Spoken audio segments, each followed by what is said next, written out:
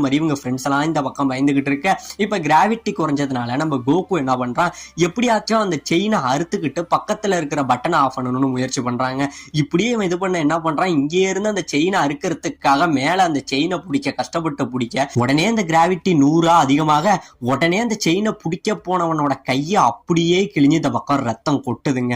இப்ப நம்ம கோகு என்ன பண்றான், அப்பயுமே முயற்சியை விடாம கமேகமேகா அப்படின்னு சொல்லி அவனோட பவரை இங்கே இருந்த அடிக்க இந்த கமேகமேகா வந்து 100 மடங்கு கிராவிட்டி இருக்கிறதுனால ரொம்பவே முக்குதுங்க. பவர் இங்க இருந்து போகவே மாட்டேங்குது. கோகு ரொம்பவே ப்ரெஷர் பண்ண இந்த பவர் கொஞ்சம் கொஞ்சமா போயிட்டு இருக்குங்க. ஆனால் தொடரத்துக்குள்ள மறுபடியும் இந்த பவர் ரிட்டர்ன் நம்ம கோகுவையே அடிச்சிடுது. இப்ப வழியில நம்ம கோகு பயங்கரமா கத்துறாங்க. இப்ப இந்த பக்கம் நம்ம கிர்லினை காட்டுறாங்க.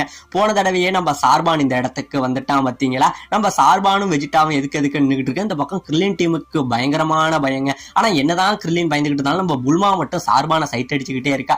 எவ்வளவு